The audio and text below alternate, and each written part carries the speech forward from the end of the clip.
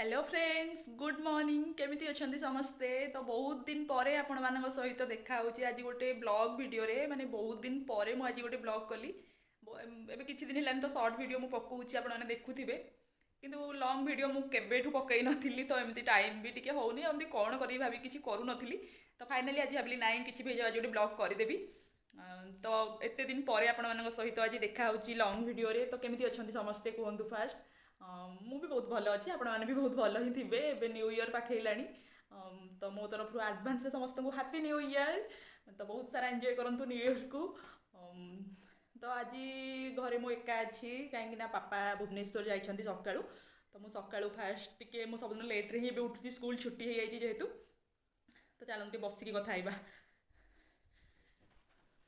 ତ ଏବେ ସ୍କୁଲ ଛୁଟି ଯୋଗୁଁ ମୁଁ ଟିକେ ଲେଟ୍ରେ ହିଁ ଉଠୁଛି ସବୁଦିନ आज किंतु मु टिके जल्दी उठिली कहीं पापा भुवनेश्वर जी बोली मुझे जानी नी तो से सकाळू उठिकी सागे सागे कहले कि मुझे जाऊँ भुवनेश्वर बोली तो से गले तो मत उठे दे गले जेहतु सकाळू मु उठी पड़ली जल्दी तो भाविली एत दिन है सकाळू शीतरे भी उठा इच्छा होनी जेहतु मु घर भी पोछि नी तो आज घर भलसे पापा गला एका मुझे रोसईर टेंशन नाई तो घर झाड़ू पोछा भलसे करदेली तापर गाधेकी ठाकुर पूजा सारिकी जस्ट एबे मु आसुची भाविली एबेठू वीडियोटा स्टार्ट करदेवी वीडियो करेबी बोली भी किसी प्लानिंग करनथली कि हठात केमती माइंड को आसला जेहेतु मु भाविली करदेवी बोली एबे बसीची तो किसी एबे मु खाइनी भी तो चलतु आपण सहित देखा है कि कथा है मु रोसई भी करदेवी मो एका तो एकार थे रोसईर टेंशन ना से बसीची मो किसी भी करके खाईदेवी किंतु एबे जेहेतु रोसई स्टार्ट भी मु करिनी तो ब्रेकफास्ट भी करी लंच भी करी किंतु एका जेहेतु किसी भी हेले करदेवी तो चलतु किचन को जीवा मु देखा कौन रोसई करी किसी भाभी पारुनी भावुची रुटी फुटी किसी करी खाईदेवी एबे आउ टिके परे भात रोसई करी तो ये मु एका सांगे डाली बसई देइछि डाली सहित आलू सिझे दे भाविली आलू परटा करदेवी आ डाली हो गल तो से मोर भात सहित भी खाया को एका सांगे दी दीटा रोसई हो डाली बसई देइछि आलू सिझेदेव तापर मु अटा चकटी देवी रोसई जल्दी भी हो तो चलो आपण मैंने कहतु आपण मैंने केमती अच्छी कौन नुआ न्यू ईयर सेलिब्रेशन कौन तो सहीटा भी जनातु मत मोर तो न्यू ईयर सेमती किसी खास सेलिब्रेट ना बास टे सांग मान तो भोजी भोजी कर प्लानिंग थिला कौन हो कौन ना किसी ठीक ना कहीं एवं जाए किसी आउ कौन किसी कही ना भी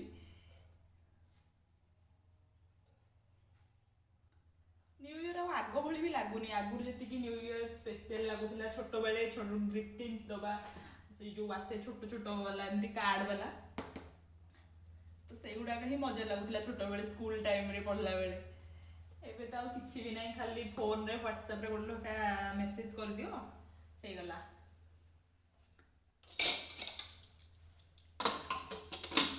आ कॉल भी कहा करिया पे टाइम नहीं का पाखरे हैप्पी न्यू ईयर को जणे यार बस मेसेज रे करदेले सरला तो ये लेट है टाइम आसिक पाखापाखि 11टा है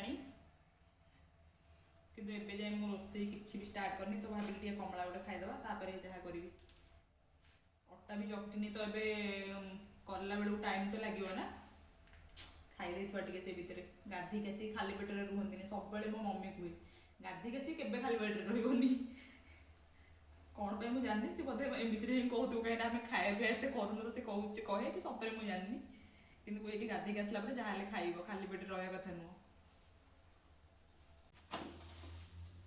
आलू परटा मोर रेडी है गला तो ए बटल देखिए कहीं भावेन जे तेल रोचे बोली तो आम मान घर थाए ये तेल पकड़ सुविधा हुए बोली तो रखा हुए एमती बड़ बटल रखिले एमती बहुत थी तेल डाली डुली हो अधिक यहाँ चिपिकी बटलटा पकईदा सुविधा हुए से यहाँ थाए तो मोर तो आलू परटा रेडी गैस भी तलू बंद करदे मुझे सब गैसटा तलू बंद कर दिए कहीं लीक फिक केत कौन हम जब जना पड़ोनी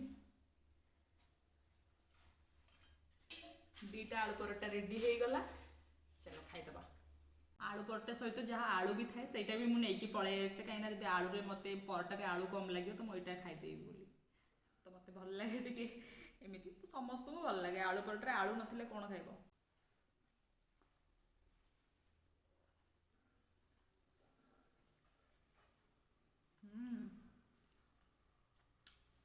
सीरियस बहुत टेस्टी है।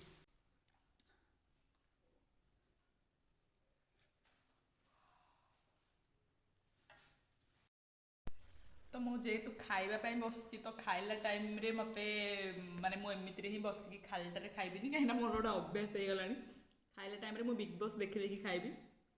ଟିଭିରେ ତ ଏବେ ଦେଉନଥିବ, କାହିଁକିନା ରିପିଟ୍ରେ ଏବେ ଦେଉନଥିବ। କାଲି ରାତିର ଯେଉଁଟା ସେଟା ମୁଁ ଏବେ ଦେଖିବି। ତ ସେଥିପାଇଁ ମୁଁ ଏବେ ଭିଡ଼ିଓ ଟିକେ ଅଫ୍ କରୁଛି ଫୋନ୍ରେ ଦେଖିବି ବୋଲି। ତ ମୁଁ ଖାଇ ପିଇ ସାରିଲା ପରେ ନେକ୍ସଟ ଯାହା କରିବି ସେତେବେଳେ ଭିଡ଼ିଓ ପୁଣି ବ୍ଲଗ୍ ଷ୍ଟାର୍ଟ କରିବି। ତ ଏବେ ତ ବିଗ୍ ବସ୍ ଦେଖି ଦେଖି ଖାଇବି ମାନେ ଫୋନ୍ଟା ବନ୍ଦ କରିବାକୁ ପଡ଼ିବ। ଖାଇସାରିକି ମୁଁ ଏବେ ବାହାରକୁ ପଳେଇ ଆସିଛି, ଟିକେ ବାହାରକୁ ମାନେ ଖରାକୁ। ଖାଇସାରିଲା ପରେ ପୁରା ଶୀତ ଅଲଗା ପ୍ରକାରର ଲାଗୁଛି। ଏବେ ତ ପୁରା ବର୍ଷା ବର୍ଷା ହେଉଥିଲା, ଏବେ କିନ୍ତୁ ଆଜି ଖରା ହେଇଛି ତ ଟିକେ ଭଲ ଲାଗୁଛି। ତ ମୁଁ ଏଠିକି ବାହାର ପଟକୁ ଆସିଥିଲି ତ ମନେ ପଡ଼ିଲା ଏଇଟା ଦେଖାଇବା ପାଇଁ। ଏଇଟା ଯେଉଁ ରାସ୍ତାଟା ତିଆରି ଥିଲା, ଏଇଟା ଏବେ ମୁଁ ଦେଖୁଥିଲି ଗୋଟେ ମିନି ବ୍ଲଗ୍ରେ। ଏଇଟା କାମ ଚାଲିଥିଲା ସେଦିନ ବର୍ଷାରେ ବୋଲି। ତ ଏଇଟା ଏମିତି ପଥର ପଥର ପକେଇକି ରଖିଛନ୍ତି, ତ ଏଠି ଗାଡ଼ି ଫାଡ଼ି ବାହାର କରିବାକୁ ଟିକେ ଅସୁବିଧା ହେଉଛି। ଚଳିବ, ଦିନେ ଦୁଇ ଦିନ ଭିତରେ ଏଇଟା ବି ରୋଡ଼ ହେଇଯିବ ସେମିତି।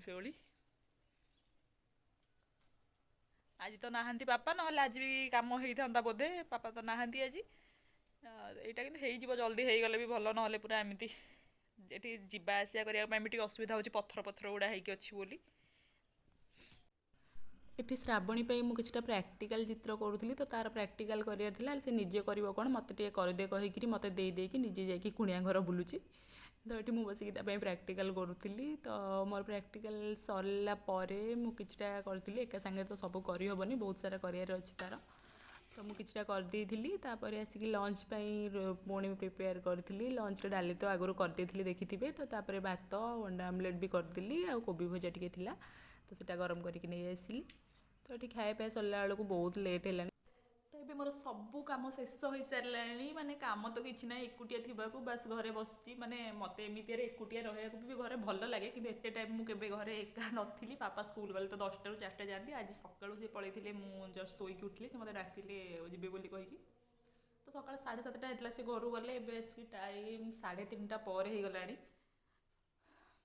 ତ ଏତେ ସମୟ ମୁଁ ଏକା ରହୁନଥିଲି। ଏମିତିରେ ମୋତେ ଏକା ରହିବାକୁ ଭଲ ଲାଗେ। ଏବେ ବାପା ଫୋନ୍ କରିଥିଲେ, ଆସୁଛନ୍ତି ଏବେ। ତ ଏକୁଟିଆ ଥିଲେ ହିଁ ଏମିତି ପୁରା ଦିନ ସାରା ମୁଁ ଖାଲି ଫୋନ୍ ଦେଖୁଛି, ବିଗ୍ ବସ୍ ଦେଖି ଦେଖି ମୋ ଟାଇମ୍ ଯାଉଛି। ତାପରେ ବାକି ଘର ଯାହା ଛୋଟ ମୋଟ କାମ ଟିକେ ସଜଡ଼ା ସଜଡ଼ି, କପଡ଼ା ଫପଡ଼ା ଆଣିକି ରଖାରଖି କରିଦେଲି ଖାଇ ପିଇ ସାରିକି। ମୁଁ ଏବେ ଟିକେ ଶୋଇପଡ଼ିବି ଭାବୁଛି। ସେ ଆସିଲେ କବାଟ ଖୋଲିବି, କବାଟ ବନ୍ଦ କରିକି ଶୋଇପଡ଼ିଥିବି। 4ଟା ପାଖେଇଲାଣି, ବେଶୀ ସମୟ ତ ଏବେ ଆଉ ଶୋଇ ହେବନି ଏଇ ଟାଇମ୍ରେ ବି। ବାସ୍ ଟିକେ ଏମିତି ଗଡ଼ିବି, ଶୋଇବିନି। ନହେଲେ ଏଇ ଶୀତ ଦିନ ବି ଶୀତ ଲାଗୁଛି ନା, ତ ଏଇ ଟାଇମ୍ରେ ଯଦି ଶୋଇ ପଡ଼ିଲେ ଉଠିଲା ବେଳକୁ ଲାଗୁଛି ପୁରା ଯେମିତି ଆଉ ବାହାରି ହେବନି ବ୍ଲାଙ୍କେଟ୍ ଭିତରୁ।